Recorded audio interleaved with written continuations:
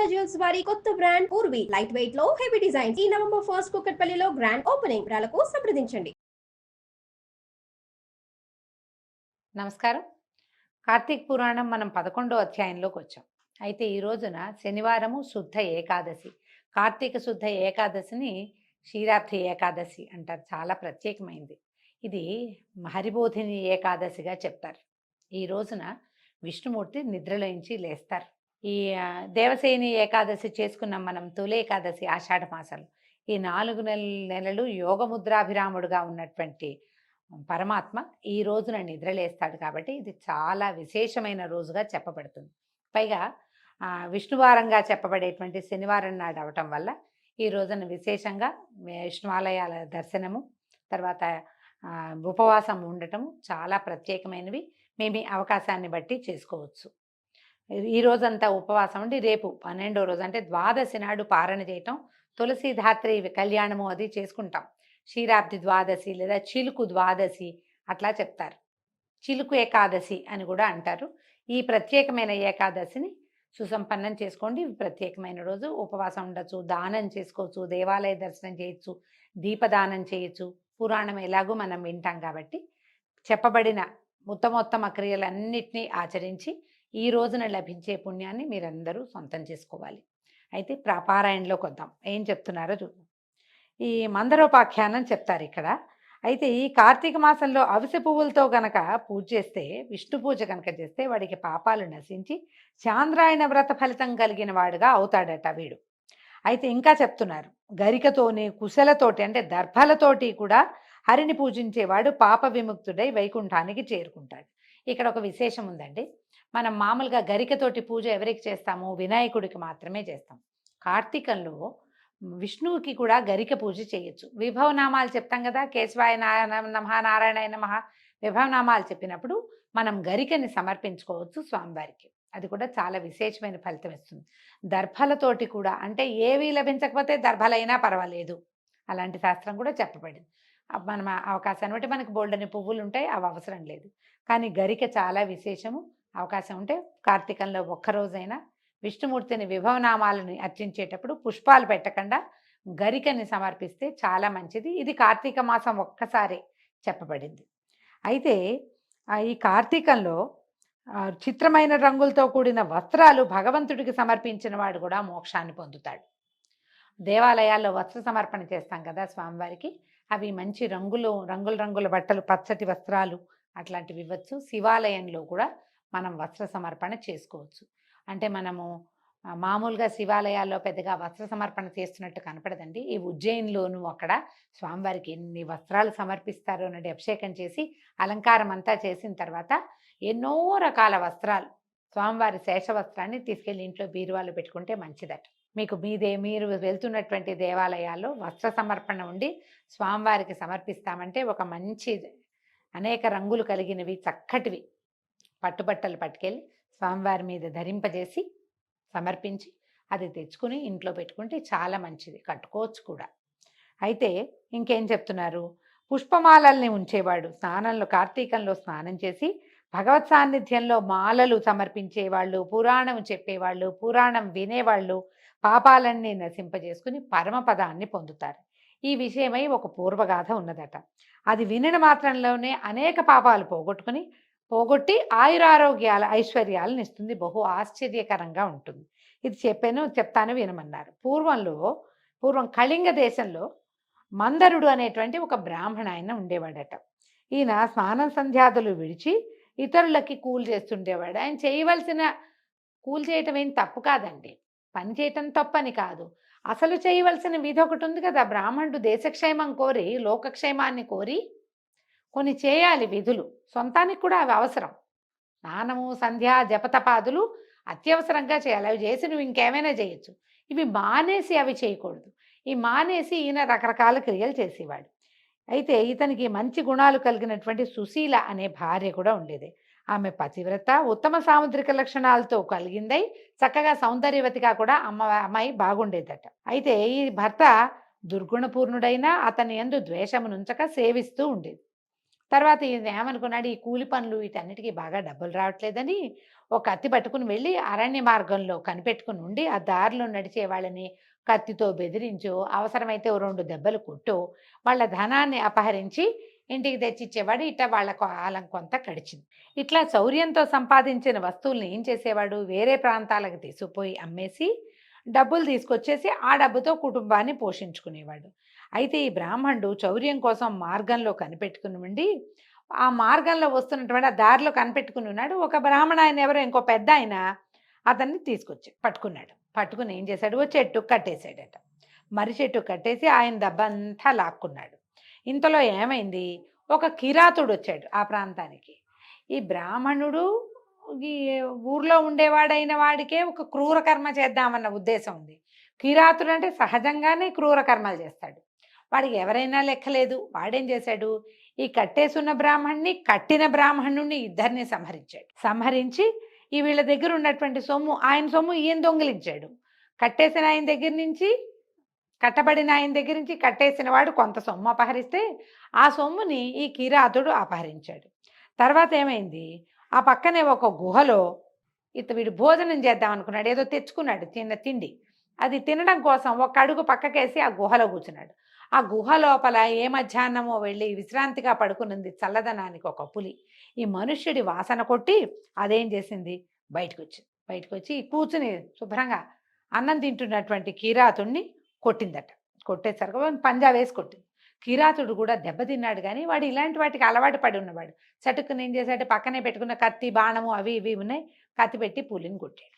కొట్టేసరికల్లా పులి దెబ్బకి కిరాతుడు, కిరాతుడి దెబ్బకి పులి, ఇద్దరు మరణించారు. ఇక్కడ ఏమైంది, బయట ఈ గుహ పక్కనే ఇద్దరు బ్రాహ్మణులు, గుహ మొదటి గుమ్మంలోనే పులి కిరాతుడు ఒకేసారి మరణించారు. యమలోకానికి వచ్చారు. యమలోకంలో కాలసూత్రం అనే ఒక నరకంలో పడేశారట. పడేస్తే ఈ నలుగురిని, అంటే 4 జీవాత్మలు, అదే నలుగురి యొక్క యాతనా శరీరాలని యమభట్లు ఏం చేశారట, పురుగులు, అమేధ్యం అంటే బురద, అంటే దుర్గంధపు ఇష్టమైన మలమూత్రాదులు లాంటివి అన్నమాట, వాటితో కూడినటువంటి భయంకరమైన చీకటిలో, తప్త రక్త కూపంలోను బాగా కాలుతున్నటువంటి నెత్తుట్లో కూడా పడేశారట. అయితే ఏమైంది, పాపం ఈయన భార్య ఉంది కదా సుశీలని, మొట్టమొదటి బ్రాహ్మణుడి భార్య, కథలో మొదటివాడి భార్య మందరుడు అనేవాడు, వాడి భార్య ఇంకా భర్త వస్తాడని ఆయన కోసం రోజు కాస్త అంత అన్నం వండుకుని చూసి అతను రాకపోతే సాయంకాలం తనే భుజించి నిరంతరము భర్తను గురించే ఆలోచిస్తూ పాపం అలా వెయిట్ చేస్తూ ఉంది కొంతకాలానికి. అయ్యేసరికల్లా ఏమైంది, ధ్యానించుకుంటూ ఉండేది. ఆ వాళ్ళ వాకిట్లోకి ఎవరైనా వస్తే తన దగ్గర ఉన్నదే ఏదో ఓ గుప్పెడు అన్నం పెట్టి వాళ్ళతో సత్కాలక్షేపం కూడా చేసేది. ఇలా ఉంటూ ఉండగా ఏమైందట, దైవవశం చేత ఒక యతీశ్వరుడు ఒక ఆయన హరినామస్మరణ చేస్తూ, ఇది ఇలా ఉండగా దైవవశంతో ఒక యతీశ్వరుడు హరినామస్మరణ చేస్తూ నాట్యం చేస్తూ పులకాంకిత శరీరుడై హరినామామృతాన్ని పానం చేస్తూ సమస్త వస్తువులయందు హరినే దర్శిస్తూ ఆనంద బాష్పయుతుడై వీళ్ళింటికి వచ్చాడు. ఆయన పాటలు పాడుకుంటుంటే ఆయన సంతోషంగా ఉంది. చెట్టు పుట్ట అన్నిట్లలోనూ భగవంతుడే కనిపిస్తున్నాడు. వచ్చి వీళ్ళ వాకిట్లో నుంచుంటే ఆవిడ ఏం చేసింది, సుశీల లోపల నుంచి వచ్చి ఈ యతిని చూసి ఆయనకి ఏదో భిక్ష పెట్టింది. కాస్త పెట్టి, అయ్యా మీరు మా ఇంటికి రావటం వల్ల నేను తరించాను, మీలాంటి వాళ్ళ దర్శనం చాలా దుర్లభంగా లభిస్తుంది, మా ఇంటి వద్ద నా భర్త లేడండి, నేను ఒక్కదాన్నే ఆయన్ని ధ్యానిస్తూ ఉన్నాను అని చెప్పాడు. చెప్పేసరికల్లా ఆయన ఏమన్నాడు, ఈవిడ ప్రియభాషిని, చక్కగా సౌమ్యురాలుగా ఉండి చక్కగా మాట్లాడుతుంది, సౌమ్యంగా ఉన్న ఆ అమ్మాయిని చూసి, అమ్మాయి ఈ రోజున కార్తీక పౌర్ణమి మహాపర్వదినము, ఈ దినం అంతా సాయంకాలము మీ ఇంట్లో హరిసన్నిధిలో మీ ఇంట్లో పురాణ పఠనం చేస్తాను, పురాణానికి దీపం కావాలమ్మా, నూనెంది నా దగ్గర ఉన్న సంచిలో నూనెందమ్మా, నువ్వు ఒత్తించేసి ఇవ్వు అన్నాడు. అనేసరికల్లా ఆవిడ అమ్మాయి సంతోషించి ఏం చేసింది, కాస్త గోమయం తెచ్చి ఇల్లంతా చక్కగా అలికి చక్కగా ముగ్గులు అవి పెట్టి వాళ్ళ ఇంట్లో ఉన్న దూదిని చూసుకుంది. దాంట్లో ఒత్తులు గింజలు అవి ఉన్నాయి. ఈ అమ్మాయి చక్కగా ఒత్తంతా ఈ పత్తి అంతా బాగా విడదీసి గింజలు తీసి పక్కన పెట్టి చక్కగా ఒత్తి చేసింది. చేసి 2 ఒత్తులు చేసి ఈయన దగ్గర యతీశ్వరుడి దగ్గర నూనె ఉందన్నాడుగా, ఇంట్లో నుంచి ఓ పాత ప్రమిద ఏదో తీసుకొచ్చింది. ఆయన నూనె పోసాడు. ఈ అమ్మాయి ఒత్తులు వేసి చక్కగా వెలిగించి స్వామివారికి సమర్పించింది. ఆ చిన్నది ఆ దీపము ఒత్తి ఇచ్చినందుకు ఎంత సంతోషం కలిగిందో ఆ అమ్మాయికి. అయితే ఆయన ఏం చేశాడు, ఆ దీపం పెట్టుకుని హరిని పూజించి మనశ్శుద్ధి కోసమే పురాణ పఠనం అండి. పురాణ పఠనం చదవటం మొదలుపెట్టాడు. ఈ అమ్మాయి ఏం చేసింది, చుట్టుపక్కల కొన్ని ఇళ్ళవాళ్ళు ఉంటే వాళ్ళందరికీ ఇంటికి పోయి, ఇవాళ పౌర్ణమిట, ఈ రోజున పురాణ శ్రవణం చేస్తే చాలా మంచిది, మా ఇంటో వాకిట్టో ఒక యతీశ్వరుడు వస్తే ఆయన ఉండమన్నాను, ఆయన పురాణ పఠనం చేస్తున్నాడు, మీరంతా కూడా రండి పురాణం కేకేసుకొచ్చింది. చాలామందిని పిలుచుకొచ్చింది. అందరితో పాటు తను కూడా కూర్చుని శ్రద్ధగా పురాణం విన్నది. ఈ తర్వాత ఆయన తెల్లవారేసరికి యతీశ్వరుడు ఆయన దారిని ఆయన వెళ్ళిపోయాడు. కొంతకాలానికి హరిధ్యానం చేత, ఇప్పుడు ఆయన అంతకుముందు ఆవిడ భర్తను ధ్యానిస్తూ ఉండేది బుద్ధిమంతురాలుగా, ఈ యతీశ్వరుడు వచ్చి హరిధ్యానాన్ని ఆయన ఏదో పాట పాడాడు. మనం చూడండి, ఎవరైనా ఒక పాట పాడారనుకోండి, మర్నాడు మూడో రోజు ఆ పాట మన వెనకాల పడుతుంది, మనం కూడా అదే పాడుకుంటూ ఉంటాం. ఈ అమ్మాయి అట్లాగా ఆయన హరినామ ధ్యానం చేశాడో ఆ ధ్యానం ఈ అమ్మాయికి అంటుకుని క్రమంగా ఎంతసేపు అదే పాడుకుంటూ ఉండేది. కొన్నాళ్ళకి మృతి చెందింది, మరణించిందట. అప్పుడు ఏమైందట, చక్రాంకితులు, చతుర్బాహులు, పద్మాక్షులు, పీతాంబరధారులు అయినటువంటి విష్ణుదేవతలు దేవతల తోటలో ఉన్నటువంటి పుష్పాలతోటి, ముత్యాలతోటి, పగడాలతోటి రచింపబడిన మాలికలతోటి, వస్త్రాలతోటి, ఆభరణాలతోటి అలంకరింపబడినటువంటి విమానాలు తీసుకొచ్చి, ఒక విమానాన్ని తెచ్చి సూర్యుని వలె ప్రకాశించేటువంటి ఆ విమానంలో ఆమెను ఎక్కించి జయ జయధ్వానాలు చేస్తూ, కరతాళ ధ్వనులు చేస్తూ అనేక మంది వెంటరాగా వైకుంఠానికి తీసుకుపోయారు. ఆమె ఇట్లా వైకుంఠానికి వెళ్తుంటే మార్గ మధ్యంలో ఆమె నరకాన్ని చూసేసరికల్లా ఆశ్చర్యపోయింది.